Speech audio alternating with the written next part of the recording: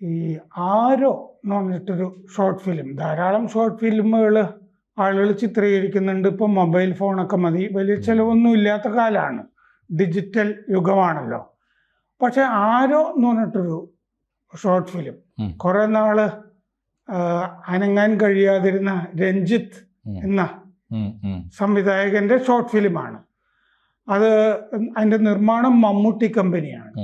ഇതിൽ അഭിനയിച്ചിരിക്കുന്നത് സംവിധായകനും ഒ രാജഗോപാലിന്റെ മകനുമായ Shyamaprasad, Manju Warrier, super star, lady super star. അത്യാവശ്യം സൂപ്പറുകളാണ് ഇതിൻ്റെയൊക്കെ പുറകിൽ നിന്നുള്ളതായിരിക്കും. ഭയങ്കരമായ ഹൈപ്പ് ഇതിന് കൊടുക്കുന്നു. ഒരുപാട് പേര് ഇത് കണ്ടു, 8.5 ലക്ഷം പേരോ 10 ലക്ഷം പേരോ എന്നൊക്കെ.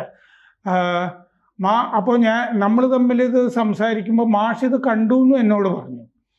എൻ്റെ സംശയം, ഇതിലിപ്പോൾ ബക്കാടി ഉണ്ട്, IFFKയുടെ ചലച്ചിത്രമേളയുടെ സഞ്ചി ഉണ്ട്.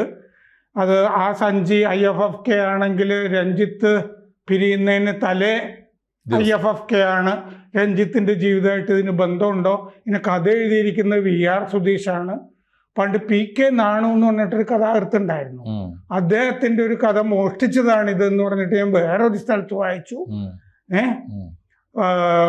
അപ്പോൾ ഇത് സത്യത്തിൽ ഇതില് ചർച്ച ചെയ്യാൻ മാത്രം എന്തുകൊണ്ട് ഇതിങ്ങനെ ചർച്ച ചെയ്യപ്പെടുന്നു? എന്താ അതിന്റെ കാരണം? ഇതിന്റെ ഈ തള്ളു കണ്ടിട്ട് ഇതിന്റെ ഈ തള്ളിപ്പെരുപ്പിക്കുന്ന ഒരുതരം പ്രചാര വേലയുണ്ടല്ലോ, അതിൽ വീണിട്ടാണ് ഞാനും എൻ്റെ വിലപ്പെട്ട അരമണിക്കൂർ കളഞ്ഞത്. ജീവിതത്തിൽ ഞാൻ പറഞ്ഞില്ലേ, എന്ത് ബോറായിട്ടാണ് ഞാനത് കണ്ടതെന്നറിയാം. എന്തുമാത്രം ബോറാണെന്ന് പറഞ്ഞാൽ അങ്ങേയറ്റം ബോറടിച്ചു. രഞ്ജിത്തിന്റെ സിനിമയാണ് എന്ന് കേൾക്കുന്നത് തീർച്ചയായിട്ടും നമ്മൾ എന്തെങ്കിലുമൊക്കെ പ്രതീക്ഷിക്കുമല്ലോ. പിന്നെ ശ്യാമപ്രസാദ് സാധാരണ നമുക്ക് ഡയറക്ടറായിട്ടല്ല, അത് നടൻ എന്നുള്ള നിലയിൽ അങ്ങനെ അനുഭവിക്കേണ്ടതില്ല. അപ്പോൾ മഞ്ജു വാര്യര്, വലിയ ടീമല്ലേ, മമ്മൂട്ടിയുടെ കമ്പനി, VR സുധീഷിൻ്റെ കഥ. അപ്പോൾ ചുരുക്കത്തിൽ എന്താണെന്ന് വെച്ചാൽ ഇതിനകത്ത് ആകെ ഉള്ളത് മഴയത്ത് കള്ളു കുടിക്കുന്നു, സിഗരറ്റ് വലിക്കുന്നു. രണ്ടും ഏതാണ്ട് രഞ്ജിത്തിൻ്റെ ബ്രാൻഡാണ്. രഞ്ജിത്ത് പല ഇൻ്റർവ്യൂവിലും കാണിക്കുന്നില്ല, നീണ്ട സിഗരറ്റ്, ആ സിഗരറ്റും മദ്യവും. അത് കള്ളു കുടിക്കുകയും സിഗരറ്റ് വലിക്കുകയും ചെയ്യുന്നു, മഴ പെയ്യുന്നു, പതിഞ്ഞൊരു മ്യൂസിക്കും ഉണ്ട്. അതിലപ്പുറത്ത് കഥ മോഷ്ടിച്ചു എന്നൊക്കെ പരാതി കൊടുക്കുന്നവനെ തല്ലണം. മോഷ്ടിക്കാൻ മാത്രം എന്ത് കഥ ഇതിനകത്തുള്ളത്? എന്താണ് കഥയുള്ളത്? ഇതിനകത്ത് കള്ളു കുടിച്ച് ബോധം കെടുമ്പോൾ ഒരാൾക്ക് പെട്ടെന്ന് പുറത്ത് ശബ്ദം കേൾക്കുന്നു. അപ്പം മഴയത്തൊരു ഓട്ടോറിക്ഷ വന്ന് നിൽക്കുന്നു, ഒരു സുന്ദരിയായ പെണ്ണ് ഇറങ്ങി വരുന്നു, ഒന്നും പറയാതെ അകത്ത് കയറുന്നു. കുറേ നേരം കഴിഞ്ഞ് അവൾ കുറച്ച് നേരം ഇവനെ വിസ്മയിപ്പിച്ച് വിഭ്രമിപ്പിച്ച് ഒന്നും പിടി കൊടുക്കാതെ, നീ ആരാണെന്ന് നമ്മൾ ചോദിക്കണ്ട, ആരോ തന്നെയാണ്. അപ്പോൾ എന്താന്ന് പിടി കൊടുക്കാതെ ഇവള് പെട്ടെന്ന് അപ്രത്യക്ഷമാവുന്നു. ഇത് പ്രേക്ഷകർക്ക് നേരെയുള്ള അമ്പ് ആരോ ആണ്, ശരിക്കും ആരോ ആണ്. കുറച്ച് കഴിഞ്ഞപ്പോൾ ഇവന് പതുക്കെ കെട്ടിറങ്ങി തുടങ്ങുമ്പോൾ പുറത്ത് നിന്ന് ഭയങ്കരമായിട്ട് ഹോണ് കേൾക്കുന്നു. ഏത്? ഈ ഓട്ടോറിക്ഷ സ്ത്രീയുടെ കയ്യിൽ കയറി പിടിക്കുക, അങ്ങനെ വല്ലതും ഉണ്ടോ? ഇല്ല, അതുണ്ടായിട്ടില്ല. അത് ഞാൻ പറയാം, അതിനൊന്നുള്ള സാവകാശമോ സമയം എന്തെങ്കിലും തീം വേണ്ടേ സാർ? ഒരു കഥയുടെ എക്സ്പാൻഷനോ എക്സ്റ്റൻഷനോ വേണ്ട, ഒന്നുമില്ല. പെട്ടെന്ന് അവിടുന്ന് ഇവൻ ഉണരുന്നത് പുറത്തുനിന്ന് ഈ ഓട്ടോറിക്ഷ ഇങ്ങനെ ഹോണടിക്കുന്നു, ഭയങ്കരമായിട്ട് അടിച്ചു നോക്കുമ്പോൾ, ചെന്ന് നോക്കുമ്പോൾ എന്താ കാര്യം എന്ന് ചോദിച്ചു. അപ്പോൾ പറഞ്ഞു, പിന്നെ നിങ്ങളെന്താ കാശ് തരാത്ത, എന്നെ പിരിച്ചുവിടാത്ത എന്താ? ഞാനോ? എന്തിന്? ഞാൻ നിൻ്റെ ഓട്ടോറിക്ഷ വിളിച്ചില്ല, നിങ്ങളല്ലേ എൻ്റെ ഓട്ടോറിക്ഷ വിളിച്ചിട്ട് കുറേ നേരമായിട്ട് ഇവിടെ ഇരുന്നതെന്ന് പറഞ്ഞു. എന്ന് പറഞ്ഞാൽ ഇവൻ തന്നെ ഓട്ടോറിക്ഷയിൽ വന്നതാണ്, ബാക്കിയൊക്കെ ഇവൻ്റെ ഹാലൂസിനേഷനാണ്, ഒന്നുമില്ലാത്തൊരു സാധനം. ഇവൻ്റെ മനസ്സിൽ എവിടെയോ ഒരു കാമുകയോ ഒരു നഷ്ടസ്വപ്നമോ ഉണ്ടായിരിക്കണം എന്ന് നമ്മൾ ഊഹിച്ചുണ്ടാക്കണം ബാക്കിയൊക്കെ. അവൾ പിന്നെ എവിടുന്ന് വന്നു, എന്തിനു വന്നു? ഈ ജോയ് മാത്യു ഇതിനെ അനുകൂലിച്ചൊരു പോസ്റ്റ് ഇട്ടിരുന്നു, ഇത്രയും വ്യാജ ബുദ്ധിജീവികൾ ഇവിടെ ഉണ്ടായിരുന്നായിട്ട് അറിഞ്ഞൂടാ, ഇഷ്ടപ്പെട്ടു. കറക്റ്റാണ്, നമ്മൾ ഇതിനെ പൊളിക്കേണ്ടതാണ് സാർ. ഇത്തരം ഈ മലയാളി മനുഷ്യർക്ക് ഇഷ്ടപ്പെട്ടു എന്നാ പറഞ്ഞു. ആണല്ലേ? പ്രേക്ഷകർക്ക് ഒന്നും കൊടുക്കാനില്ലാത്ത, ആസ്വാദകനോട് ഒന്നും സംവദിക്കാത്ത, മൗലികമായി എന്തെങ്കിലും ഒന്ന് പുതുതായിട്ട് സൃഷ്ടിക്കാത്ത എന്ത് സൃഷ്ടിയാണ് നമ്മൾ ഈ പറയുന്ന മനുഷ്യൻ്റെ നേരത്തെ എസ്റ്റാബ്ലിഷ് ചെയ്തിട്ടുള്ള ഒരു സിദ്ധി ഉണ്ടല്ലോ. രഞ്ജിത്ത് അവരുടെ കോൺട്രിബ്യൂഷൻ നമ്മൾ അനുഭവിച്ചതാണ്. ശ്യാമപ്രസാദിൻ്റെ കോൺട്രിബ്യൂഷൻ നമ്മൾ കണ്ടതാണ്. മഞ്ജു വാര്യരെ നമുക്കറിയാം, VR സുധീഷിൻ്റെ കഥകൾ നമ്മൾ വായിച്ചിട്ടുണ്ട്. ഇവരുടെ അടുത്തു നിന്നൊക്കെ എന്തെങ്കിലും പ്രതീക്ഷിക്കുമ്പോൾ ഒന്നുമില്ലാത്തൊരു സാധനം പ്രോഡക്റ്റായിട്ട് കൊടുക്കുക. ഭയങ്കരമായ തട്ടിപ്പായിട്ട് മനുഷ്യരെ ഇങ്ങനെ പറ്റിക്കാൻ പാടില്ല എന്ന് ഞാൻ പറയാം. ഇതിൻ്റെ ഒരു അവസ്ഥ. ഇത് എനിക്ക് തോന്നുന്നു വല്ലതും മോഷ്ടിച്ചതാണെങ്കിൽ വളരെ വികലമായൊരു അനുകരണം ആരുടെയെന്നറിയോ?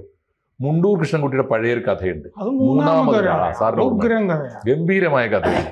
അതൊക്കെ കണ്ടു പഠിക്കണം ഇവര്. അത് അദ്ദേഹത്തിന്റെ ജീവിതമാണ്. ഭാര്യ മരിച്ച ശേഷം എപ്പോഴും ഒക്കെ ചെയ്തിരുന്ന ഒരാളെ കാണുന്നില്ല. അപ്പോ ഞാൻ പറയുന്നത് അത് കലാസൃഷ്ടിയാണ് സർ. അതിൽ ആർട്ടുണ്ട്, ഇസ്തെറ്റിക്കാണ് അതിന്റെ അവതരണം. ഇതിൽ എന്ത് കുന്തമാണ് ഇവർ പറയാൻ ശ്രമിക്കുന്നത് എന്ന് പക്ഷേ ഇത് വേറൊരു ആളുടെ പോസ്റ്റ് ഞാൻ കണ്ടു. അതെന്താന്ന് വെച്ചാൽ അത് കുറേം കൂടി ഇത് ഇന്റലക്ച്വലായിട്ട് അപഗ്രഥിക്കാനായിട്ട് ഒരു ശ്രമം നടത്തിയിട്ടുണ്ട് അതില്. അത് എഴുതിയ ആളുടെ പേര് ഞാൻ മറന്നുപോയി. പക്ഷെ അദ്ദേഹം പറയുന്നത് എന്താന്ന് വെച്ച് കഴിഞ്ഞാൽ ഇവരെല്ലാവരും കൂടി ഇതിൻ്റെ അകത്ത് ബക്കാടിയും IFFKയും സഞ്ജിയും മാത്രമേ കണ്ടിട്ടുള്ളൂ.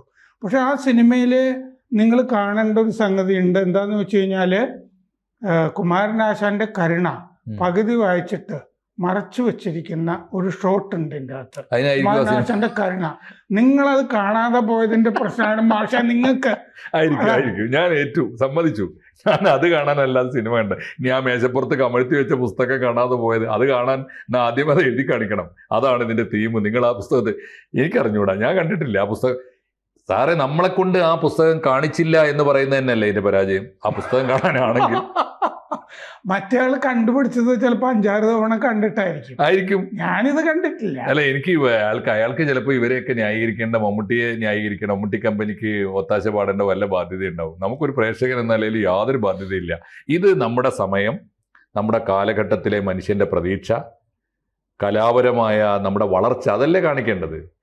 VR സുധീഷ് തൊട്ട് രഞ്ജിത്ത് വരെയുള്ളവർ ഇതുവരെ സംഭാവന ചെയ്തതിൽ നിന്ന് എന്തെങ്കിലും വ്യത്യസ്തമായത്? അതും ബിഗ് സ്ക്രീനിൽ നിറഞ്ഞു നിന്ന ആളുകൾ ഒരു മിനി സ്ക്രീൻ, ഒരു ചെറിയ ഷോർട്ട് ഫിലിം നിർമ്മിക്കുമ്പോൾ കുറെ കൂടി കണ്ടൻസ്ഡ് ആയി സമഗ്രം. അത് മാഷിന് മനസ്സിലായില്ല, അതെനിക്ക് മനസ്സിലായി. എന്താന്ന് വെച്ച് കഴിഞ്ഞാൽ രഞ്ജിത്ത് ഔട്ടായി നിൽക്കുകയാണ് പലവിധ ആരോപണങ്ങൾ കൊണ്ട്. അപ്പൊ ഒരു സാമ്പിൾ വെടിക്കെട്ട് ചെയ്തു നോക്കുകയാണ് വലിയ സിനിമയുമായിട്ട് വരുന്നതിന് മുമ്പേ. ചിലപ്പോ മമ്മൂട്ടിയായിട്ടൊരു സ്ക്രിപ്റ്റ്, മമ്മൂട്ടിയും തിരിച്ചു വന്നല്ലോ, അപ്പൊ ഒരു സ്ക്രിപ്റ്റ് ചർച്ച ചെയ്യാം. അദ്ദേഹം കടൽ കടന്ന് മാത്തുക്കുട്ടി അങ്ങനെ എന്തൊക്കെയോ പൊളിഞ്ഞു പോയിട്ടുണ്ടല്ലോ. പുത്തൻ പണം എന്നൊക്കെ പറഞ്ഞ സിനിമയൊക്കെ ഉണ്ട് അല്ലേ മമ്മൂട്ടി. അപ്പോ മമ്മൂട്ടിക്കും രഞ്ജിത്തിന്റെ സ്ക്രിപ്റ്റിൽ വേണമെങ്കിൽ തിരിച്ചു വരാം അല്ലേ.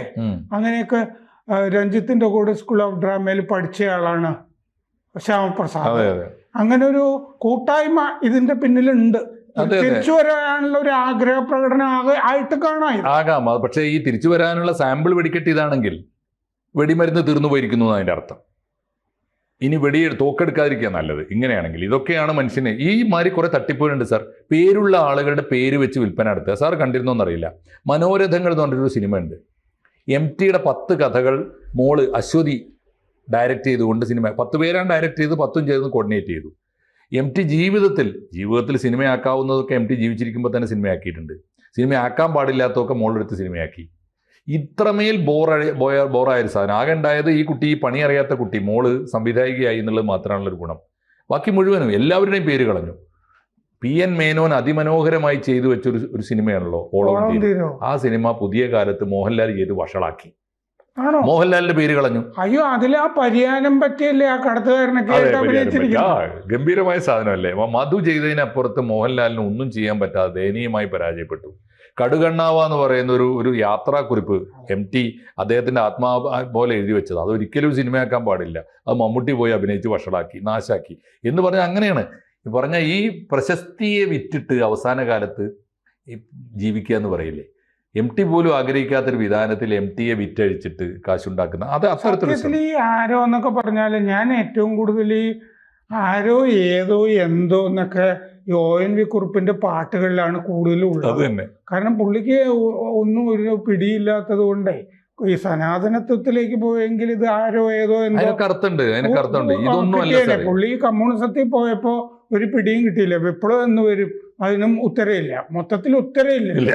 അങ്ങനെ ആരോ ഏതോ നീ എന്തേ വൈകി വന്നു പൂന്തിങ്കളെ എന്നും പുള്ളി എഴുതിയിട്ടുണ്ട് അല്ലേ. അപ്പൊ ആരോ ഏതോ എന്നൊക്കെ പറഞ്ഞ് ഏതോ ശോകാങ്കരാഗം അല്ലേ, ആരോ ഗന്ധർവൻ എന്നൊക്കെ പറഞ്ഞ് ഇങ്ങനെ ഒരുപാട് ആരോയും ഏതോയും പറ്റി വലിയ കവിത.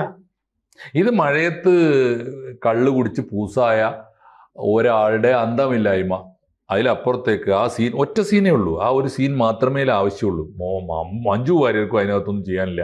ഓരോരുത്തർ എഴുതിയ കുറിപ്പ് ഞാൻ കണ്ടു, മഞ്ജു ഇപ്പോഴും എന്ത് സുന്ദരിയായിരിക്കുന്നു, ആമി എന്ന് പറഞ്ഞ സിനിമ ഓർമ്മ വന്നു എന്നൊക്കെ പലതും ഓർമ്മ വരും. എനിക്ക് അതിനകത്ത് മഞ്ജു വാര്യർക്ക് എന്തെങ്കിലും ചെയ്യാനുണ്ടെന്ന് തോന്നിയിട്ടില്ല. മഞ്ജു വാര്യർ അല്ലാതെ ആരും ആ സമയത്ത് അവ്യക്തമായി കാണുന്ന ഒരു സ്ത്രീവേഷം മതിയേല്. മഞ്ജുവിനൊന്നും ചെയ്യാനില്ല, ശ്യാമപ്രസാദിനൊന്നും ചെയ്യാനില്ല, രഞ്ജിത്ത് ഒരു ചുക്കും ചെയ്തിട്ടില്ല. പിന്നെ VR സുധീഷ് എന്ത് കുന്തമാണ് എഴുതി വെച്ചത് നമുക്ക് അറിഞ്ഞൂടാ. അയാൾ കഥ എഴുതി കൊടുത്താണല്ലോ. അതുകൊണ്ട് ഇത് മനുഷ്യനെ പറ്റിക്കുന്ന ഏറ്റവും മോശം നമ്മുടെ മലയാള സിനിമയിലെ അല്ലെങ്കിൽ ദൃശ്യമാധ്യമ രംഗത്തെ ഒരു തറവേലയായിട്ട് എനിക്ക് തോന്നിയത്. ചെയ്യാൻ പാടില്ലാത്തതാണ് ഈമാതിരി അക്രമം, ഈമാതിരി മഹാന്മാർ ചെയ്യരുത്. കൂടുതൽ വാർത്തകളും വിശേഷങ്ങളും നിങ്ങളിലേക്ക് എത്താൻ ABC മലയാളം സബ്സ്ക്രൈബ് ചെയ്യുക, ബെൽബട്ടനും അമർത്തുക.